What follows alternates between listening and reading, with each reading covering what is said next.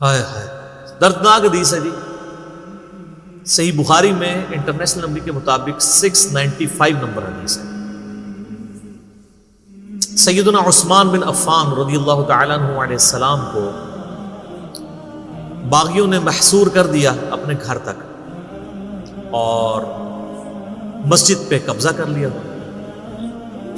مسجد میں نمازیں وہی پڑھاتے تھے۔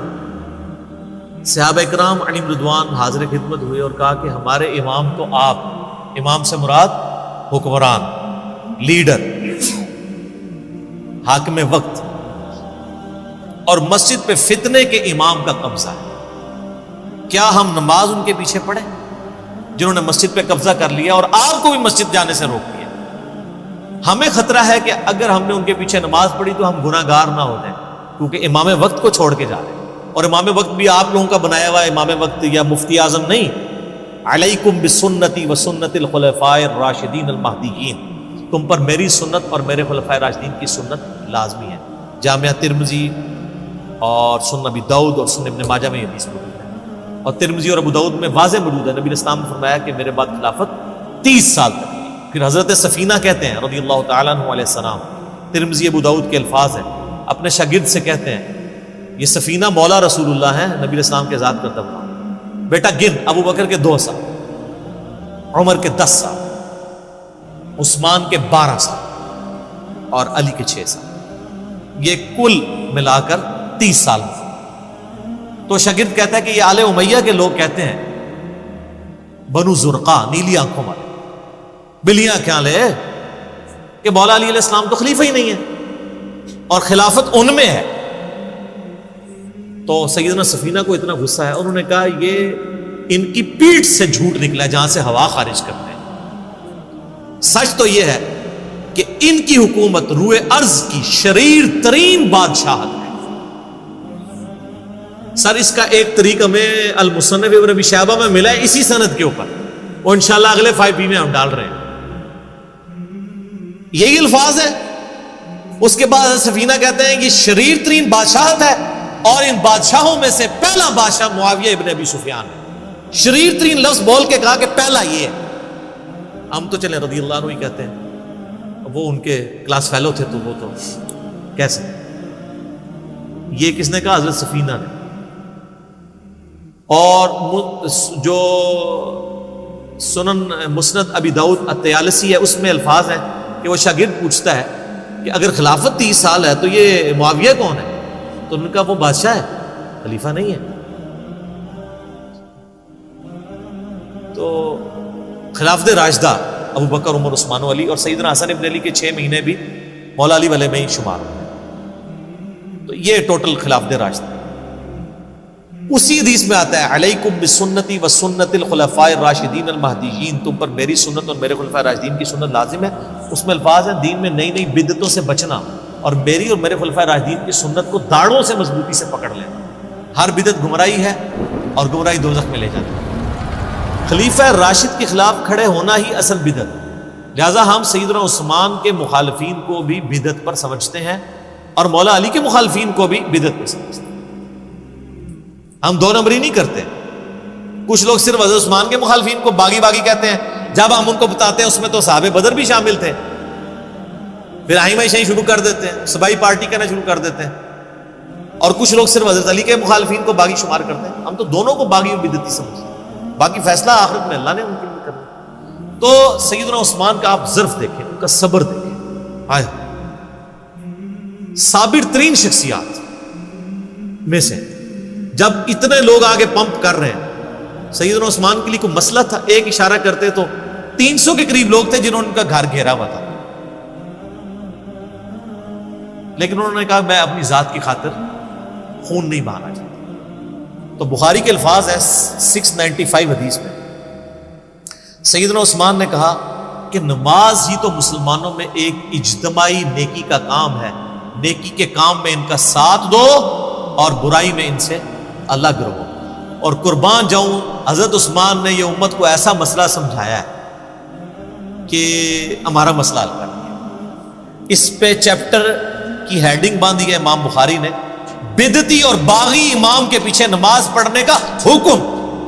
کہ خلیفہ راشد نے اس کا حکم دیا ہے کہ بدعتی ہو یا باغی ہو آپ اس کے پیچھے نماز پڑھیں، اس کا حکم ہے۔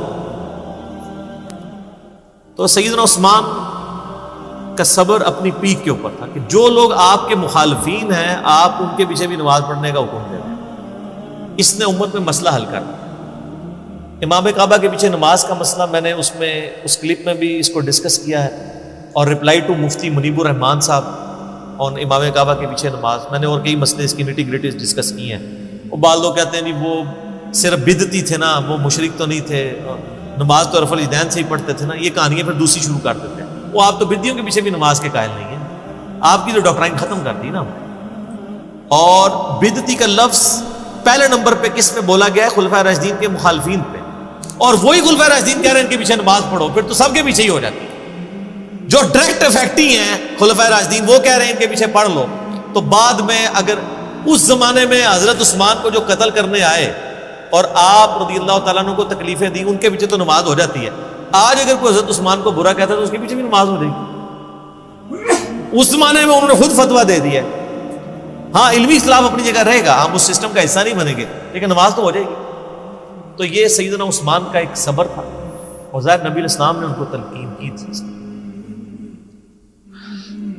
صحیح بخاری میں ایک حدیث موجود ہے،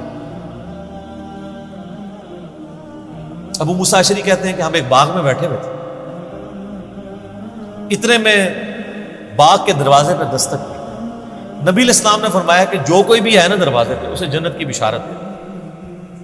کہتے ہیں دروازہ کھولا تو سیدنا ابوبکر رضی اللہ تعالیٰ اندر آ، تھوڑی دیر بعد پھر دستک ٹھک ٹھک، آپ فرمایا اب بھی جو آیا نا اسے جنت کی بشارت دے۔ دروازہ کھولا سیدنا عمر،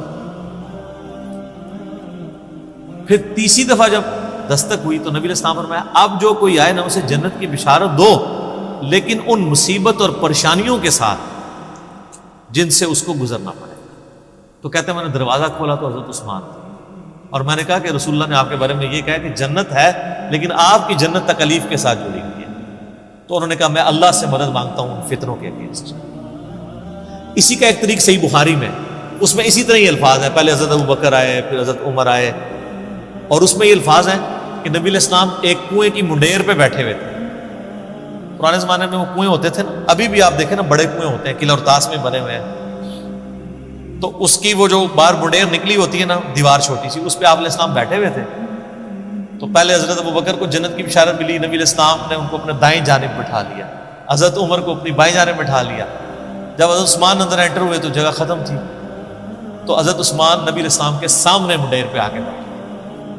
تو راوی حدیث کہتے ہیں کہ میں نے اس حدیث سے رزلٹ نکالا ہے کہ ابو بکر عمر کی قبریں رسول اللہ کے ساتھ بنیں گی، اور حضرت عثمان کی قبر نبی علیہ السلام کے ساتھ نہیں بنے گی، وہ سامنے بنے گی۔ یہ راوی نے بعد میں جب قبروں کے بعد ڈیسائیڈ کیا، یعنی وہ جو تابعی ہے تبع تابعی ہے۔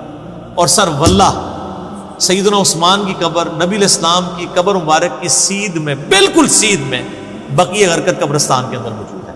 اور چند ایک قبریں جو باقی ہیں نا اس وقت اپنی صحیح فارم کے اندر سنت کے مطابق ہے، یعنی وہ بہت اونچی نہیں ہے، ارد گرد وہ پتھروں کی فصیل بنی ہوئی ہے چھوٹی سی، وہ ایک بالش جو اجازت ہے صحیح بخاری میں اونٹ کی کوہان جتنی، اور بالکل ڈومیننٹ جگہ کے اوپر ہے، وہ سامنے وہ ارد گرد اس کی کوئی اور قبر بھی نہیں ہے، ڈومیننٹ جگہ۔ پہلے تو خیر سلطنت عثمانیہ کے دور میں مزار بھی اس پہ بہت بڑا بنا تھا، آپ کو پرانی تصاویر مل جائیں گی 1886 کی، وہ تو پھر سعودی حکومت نے توڑوائے، ظاہر ہے وہ خلاف سنت مزار بنے ہوئے تھے۔ تو وہ یعنی سیدنا عثمان کی قبر بالکل صحیح سنت سے چلتی آ رہی ہے، اور یہ چونکہ حدیثیں میں نے پڑھی ہوئی تھی نا، میں نے کافی دفعہ سیدنا عثمان رضی اللہ تعالیٰ عنہ کی قبر مبارک پہ اشک بار آنکھوں کے ساتھ حاضری دی ہوئی ہے الحمدللہ۔ تو سیدنا عثمان کی قبر پہ میں یاد ہے، میں اشراق کے بعد ایک بار گیا نا تو مجھے اچانک یہ حدیث یاد آئی نا، تو میں نے یعنی وہ قبر کے پاس کھڑے ہو کے روضہ شریف کی طرف دیکھا نا تو بالکل ایگزیکٹ سیدھ میں وہ قبر ہے۔ اللہ تعالیٰ نے ان کو صبر دیا، اور حالانکہ آپ دیکھیں کہ شروع میں اسلام قبول کر پہلے 10 مسلمانوں میں سے سیدنا عثمان، حضرت ابوبکر صدیق کے یہ بڑے بیسٹ فرینڈ تھے، ان کی دعوت سے اسلام قبول کیا۔ کوئی بات ہے ذہن میں؟ اگر تم مجھے بتانا بہتر سمجھو تو شاید میں تمہاری کوئی مدد کر سکوں۔ ہاں اگر میں کہوں واقعی کوئی بات ہے جو ہم سب کے لیے بہتر ہے اور میں زیادہ سے زیادہ اپنے لوگوں کو اس بارے میں بتانا چاہتا ہوں۔ عشرہ مبشرہ 10 جنتی صحابہ میں سے 5 ایسے ہیں جو حضرت ابوبکر صدیق کی دعوت سے مسلمان ہوئے، ان میں سے ایک حضرت عثمان ہے۔ یہ پہلے 10 مسلمانوں میں سے۔ پھر آپ کے لیے فضیلت یہ کہ نبی علیہ السلام کی 2 بیٹیاں آپ کے عقد میں، ذوالنورین کا لقب اسی لیے ملا، 2 نوروں والا، نبی علیہ السلام کی آنکھوں کا نور۔ اس سے وہ دوسرے وہ نور والے مسئلے نکالنے شروع کر دیتے ہیں۔ یہ نور جو ہے وہ محاورتاً لفظ استعمال ہوا ہے، فزیکل نور نہیں ہے۔ اور نبی علیہ السلام کے داماد ہونے کا ذکر سیدنا عثمان کا، یہ آپ کو نہج البلاغہ میں مولا علی کا خطبہ بھی مل جائے گا، جس میں حضرت عثمان کو انہوں نے جو سمجھانے کے لیے آئے تھے کہ تمہاری اس طرح شکایتیں گورنروں کی آ رہی ہیں، اور پھر اس میں انہوں نے کہا کہ بھئی ابو بکر اور عمر کے جو معاملات تھے اس سے زیادہ تمہیں احتیاط کی ضرورت ہے، کیونکہ نبی علیہ السلام کے ساتھ تمہارا دامادی کا رشتہ بھی ہے۔ یہ نہج البلاغہ میں شیعہ کے ہاں خطبے میں موجود ہے، اور عشرہ مبشرہ میں بھی شامل ہے، جو ابو داؤد ترمذی میں حدیث ہے 10 بندوں کو ایک مجلس میں نبی علیہ السلام نے جنت کی بشارت دی۔ اس میں پہلے 4 خلفائے راشدین ہیں، ابو بکر، عمر، عثمان و علی، 4 خلفائے راشدین، اس کے بعد طلحہ، زبیر، عبد الرحمن بن عوف، سعد بن ابی وقاص اور سعید بن زید، ابو عبیدہ بن جراح۔ تو یہ 10 لوگوں کو ایک مجلس میں جنت کی بشارت، اس میں بھی سیدنا عثمان شامل۔ اور سیدنا عثمان کو تو جنت کی بشارت کئی دفعہ ملی۔ جامعہ ترمذی میں، مسند احمد میں حدیث موجود ہے، جب باغیوں نے ان کو گھیر لیا، محصور کر دیا۔ آج میں اس ٹاپک کی طرف نہیں چل رہا، وہ ایک علیحدہ سے ایک سٹوری ہے، ادھر پھر کئی اور چیزیں بھی آئیں گی، میں وہ مزہ کرکرا نہیں کرنا چاہتا۔ سیدنا عثمان رضی اللہ تعالیٰ عنہ کو مسجد میں جانے سے روک دیا، میٹھا پانی آپ کے گھر پہنچنے سے روک دیا گیا، تو آپ گھر کی چھت پہ کھڑے ہوئے اور انہوں نے خطاب کیا جو لوگ وہاں پہ ان کو گھیرے ہوئے تھے۔ ترمذی میں پورا ڈیٹیل خطبہ موجود ہے، مشکات میں آلموسٹ آپ کی ساری حدیثیں حضرت عثمان کے چیپٹر میں آپ کو تیسری جلد میں مل جائیں گی۔ تو ان کا لوگوں، میں تمہیں اللہ کی قسم دیتا ہوں اور اسلام کا واسطہ دے کے پوچھتا ہوں، کیا تمہیں یاد نہیں ہے کہ نبی علیہ السلام جب مدینہ شریف ہجرت کر کے آئے تھے تو مسلمانوں کے لیے میٹھے پانی کا کنواں نہیں تھا، اور نبی علیہ السلام نے کہا تھا کہ کون ہے کہ جو کنواں لے کر وقف کرے اور جنت میں سے بہتر کنواں لے لے؟ تو میں نے اپنے حلال مال سے وہ کنواں خرید کے وقف کیا تھا۔ تو سب نے کہا کہ ہم گواہی دیتے ہیں کہ آپ کے لیے بشارت۔ کون گواہی دے رہے ہیں؟ جو مخالفین ہیں، پروٹیسٹ کرنے آئے ہیں۔ اس سے بات پتہ چلی کہ وہ لوگ تھے جن کو یہ باتیں پتہ تھی، صحابہ ہی تھے، بیچ میں اور لوگ بھی مکس تھے لیکن صحابہ بھی تھے، بدری صحابہ بھی تھے۔ اختلاف رائے تھا، وہ علیحدہ سے ایک ٹاپک ہے۔ یوٹیوب پہ میرا کلپ ہے شہادت عثمان کے اصلی اسباب کیا تھے۔ عبداللہ ابن سبا والا تو معاملہ ہی ذرا ایک ڈفرنٹ کہانی بنا کے اس پہ ڈال دی، وہ الگ چیز تھی۔ پھر سیدنا عثمان نے کہا کہ تمہیں یہ یاد نہیں ہے کہ مسجد نبوی کی توسیع کی باری آئی تو نبی علیہ السلام نے فرمایا کون ہے جو مسجد نبوی کے لیے زمین لے کے وقف کرے توسیع کے لیے کہ جنت میں سے بہتر اسے اللہ تعالیٰ قطع عطا فرمائے؟ تو میں نے اپنے مال میں سے وقف کیا تھا اور مجھے جنت کی بشارت ملی۔ بالکل ایسا۔ پھر ان کا جو جیش العسرہ تھا، تنگی والا جہاد، یعنی تبوک، جہاں پہ جہاد فرض ہو گیا تھا ہر مسلمان، کیونکہ رومن امپائر سے ٹکرانا تھا، تو نبی علیہ السلام نے جب چندے کی اپیل کی تھی تو میں نے 1000 دینار نبی علیہ السلام کی جھولی میں ڈرا کے ڈالے تھے، اور نبی علیہ السلام اپنے مبارک ہاتھوں سے یوں ان کو الٹ پلٹ کرتے تھے اور کہتے تھے عثمان جنتی، آج کے بعد جو مرضی کر۔ تو انہوں نے کہا کہ ہم گواہی دیتے ہیں۔ سر یہ 1000 دینار آپ کیا سمجھ رہے ہیں کتنی رقم ہوگی؟ کیلکولیٹ کر کے دیکھیے گا۔ 20 دینار 7.5 تولے سونا ہوتا تھا۔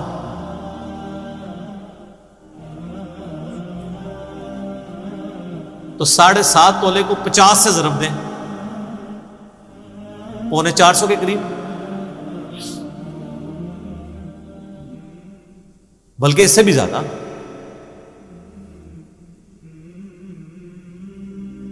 50 کو ضرب دیں 7 سے، 700,350، اور اوپر والا بھی کر لیں تقریباً 400 کے، 350 زیادہ بن جائے گا نا، 7.5 ہے، 450 قریب سمجھ، 450 تولہ سونا۔ اور آج کل کیا ریٹ چل رہا ہے؟ 70,000 ہے۔ ہاں، تو یہ 2.5 کروڑ سے زیادہ رقم بنتی ہے آج، اگر 70 لگائیں گے تو جا کے گھر حساب کر لیجیے. 2.5-3 کروڑ رقم بنتی ہے جو حضرت عثمان نے غزوہ تبوک کے موقع پر دی اور نبی علیہ السلام نے جنت کی. انہوں نے کہا ہاں جی بالکل آپ کو جنت کی بشارت ملی تھی اس بات کو. تو انہوں نے کہا تم مجھے نہ اب یہ بھی نہیں بشارتیں گنواتے جا رہے تھے اور حضرت عثمان کہہ رہے تھے دیکھو مسجد میں نے وقف کی, مجھے مسجد میں نماز نہیں پڑھنے دے رہے ہو. کنواں میں نے لے کے دیا اور مجھے میٹھا پانی نہیں, مجھے کڑوا پانی پینا پڑتا ہے, مجھے تم پانی تک نہیں جانے دے رہے ہو, اور تم مان بھی رہے ہو ان چیزوں میں مجھے جنت کی بشارت ملی.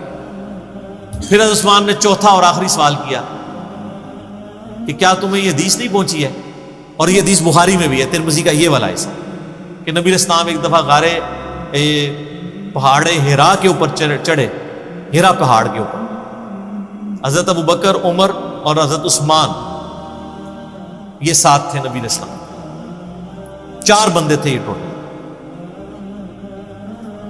تو پہاڑ جو ہے وہ جھوم پڑا, ہلنا شروع ہو گیا. وہ تو بخاری مسلم میں حدیث ہے.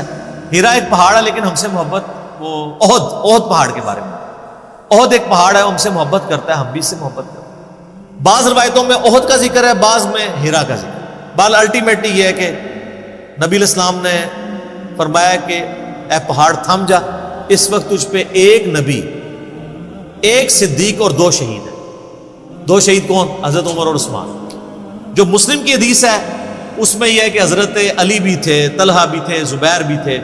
تو نبی علیہ السلام نے فرمایا کہ اس وقت تجھ پر انبیاء, شہداء اور صدیق کے علاوہ کوئی نہیں ہے.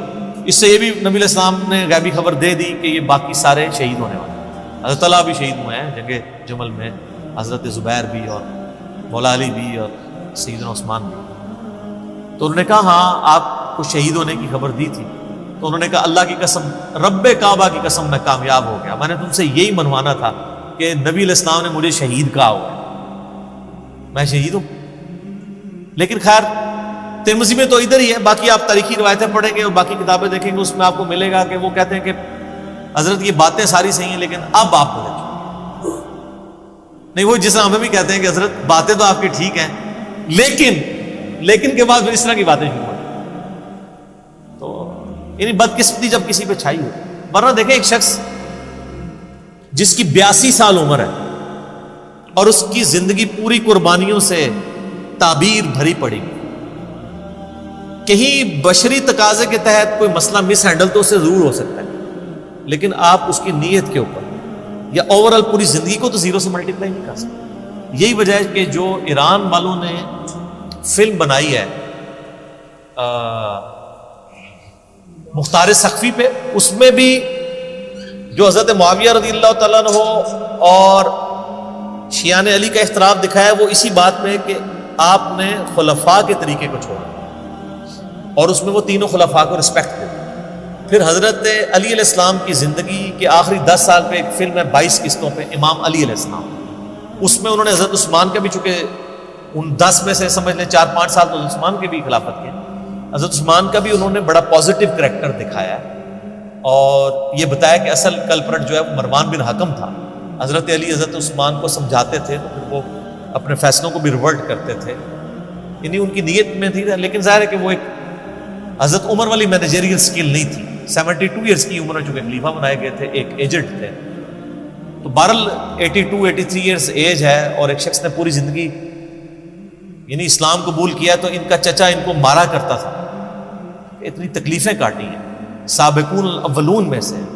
تو آخری وقت میں آ کے کیوں انہوں نے ایسا کرنا تھا کہ وہ نفس کے ہاتھوں مغلوب ہو جاتے, جن کی پوری زندگی اسلام کی خدمت میں, اور نبی علیہ السلام نے کئی مواقع پہ انہیں جنت کی بشارت دی.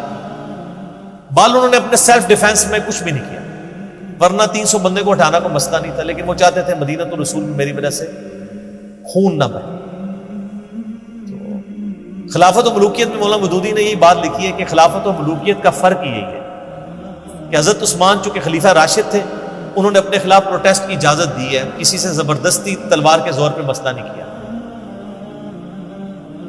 اور دوسری طرف امیر شام کے بارے میں کہ وہ تلوار کی نوک پہ انہوں نے اپنے بیٹے کے حق میں لوگوں کی بیعت کری, حضرت علی کی تو تلوار اٹھانا مجبوراً تھی نا، کیونکہ وہ حضرت علی کی ریٹ آف دی گورنمنٹ کو تلوار لے کے انہوں نے جتھا بنا کے چیلنج کیا، وہ تو معاملہ ایک ڈفرنٹ تھا، اور اس کی پریڈکشنز بھی تھی نبی اسلام حضرت علی کے ساتھ کھڑے تھے۔ تو سیدنا عثمان رضی اللہ تعالیٰ نے اپنے لیے خون نہیں بہایا، قربانی دی۔ ترمذی میں حدیث موجود ہے، حضرت عثمان کہتے ہیں کہ مجھ سے نبی اسلام نے ایک عہد لیا تھا، میں اس عہد میں قائم کہ میں نے صبر کر، اور ترمذی میں یہ ہے کہ نبی اسلام فرمایا عثمان اللہ تعالیٰ تجھے ایک قمیض پہنائے گا، کچھ لوگ اتارنے کی کوشش کریں گے، تم نے قمیض نہیں اتارنی یہاں تک کہ مجھے آ کے ملنا، یعنی مر کے میرے پاس پہنچاؤ گے۔ تو یعنی وہ صبر بھی کرتے رہے، خلافت سے الگ بھی نہیں ہوئے لیکن صبر بھی کیا، پھر ان تکلیف سے آپ کو ظاہر ہے ایک پوری داستان ہے گزرنا پڑا۔ پھر ترمذی میں ایک حدیث موجود ہے کہ نبی علیہ السلام نے فرمایا کہ فتنوں کا دور ہوگا، اس فتنے کے دور میں یہ شخص ہدایت پہ ہوگا جو سامنے جا رہا ہے۔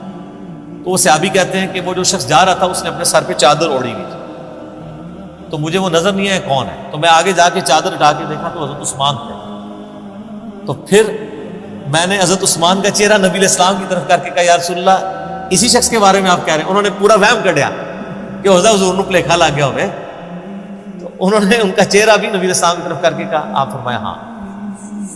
تو اسی وجہ سے ہم ان کو خلیفہ راشد مانتے ہیں، اور ان کی بے احترامی کسی طریقے سے بھی ایکسیپٹیبل نہیں۔ جو کچھ اسلام کے لیے ان کی خدمات ہیں، اور جس لیول پہ انہوں نے یعنی کوئی موقع نہیں جانے دیا قربانی کا، اسی لیے ہم مسلمانوں کے ہاں ایک چیز رناؤنڈ بھی ہے نا کہ اگر اللہ تعالیٰ کسی کو دولت دے تو پھر حضرت عثمان غنی رضی اللہ تعالیٰ عنہ والا جگرا بھی دے کہ وہ اتنی زیادہ دولت اللہ تعالیٰ کی راہ میں قربان بھی بندہ کر سکے۔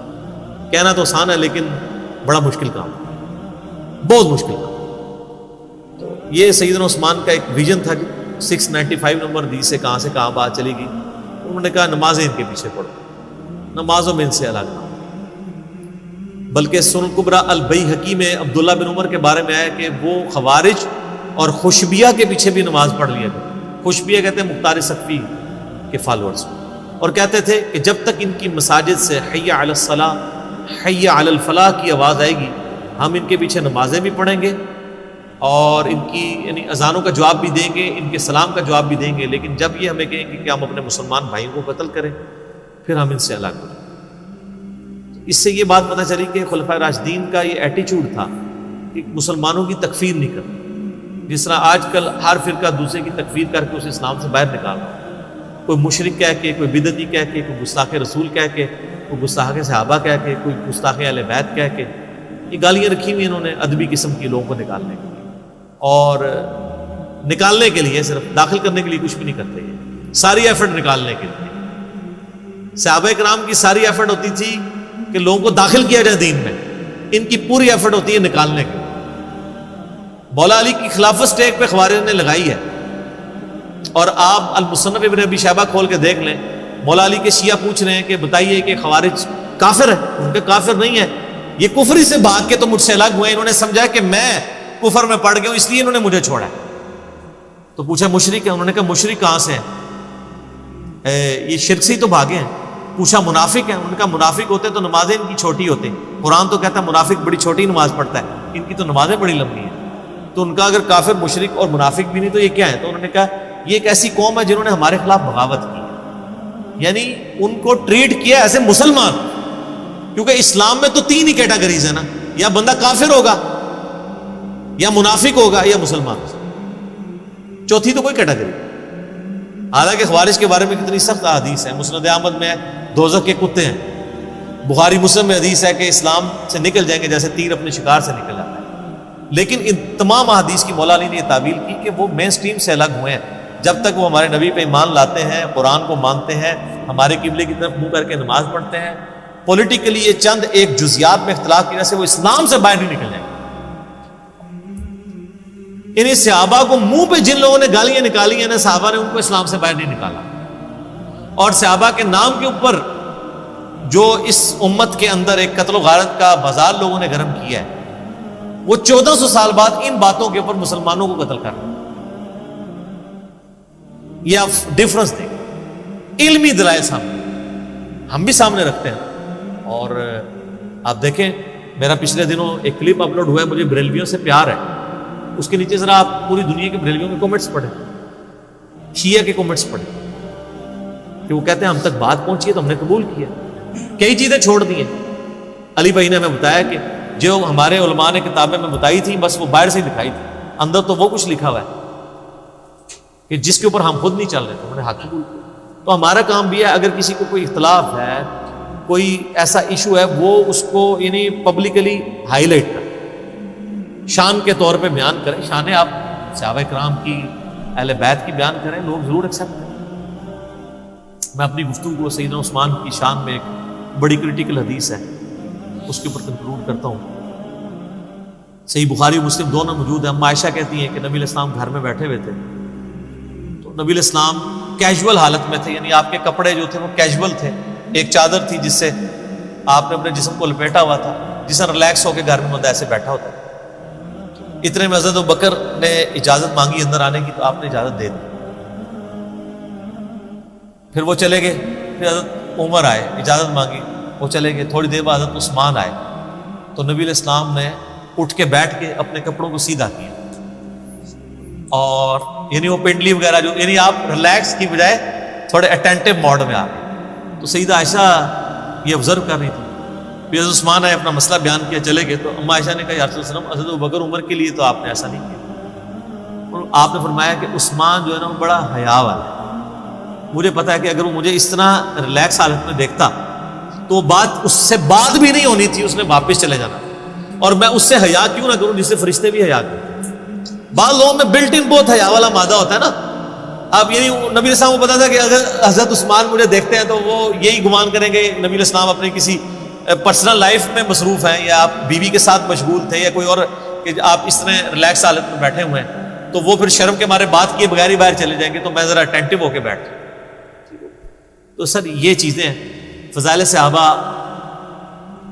احمد بن حنبل کی کتاب میں بھی آپ کو کئی حضرت عثمان کے فضائل ملیں گے، جس میں مولا علی علیہ السلام یعنی قرآن پاک کی آیات پڑھ پڑھ کے کہا کرتے تھے کہ یہ جو قرآن حکیم میں جن متقین اور جنتیوں کا ذکر ہے، عثمان ابن عفان بھی ان میں سے ایک ہے، اور اے اللہ تو گواہ رہنا میں عثمان کے قتل سے بری ہوں۔ کیونکہ لوگوں نے الزام لگایا نا، وہ آپ کو بتایا نا کہ پیچھے مقصد کچھ اور ہوتا ہے، اور آج بھی آپ دیکھ لیں کسی پولیٹیشین کو ہٹانا ہوتا ہے تو کوئی ایک ہنگامہ کھڑا کر کے ایشو کوئی اور کھڑا کیا جاتا ہے اور مسئلہ کچھ اور اچیو کیا جاتا ہے۔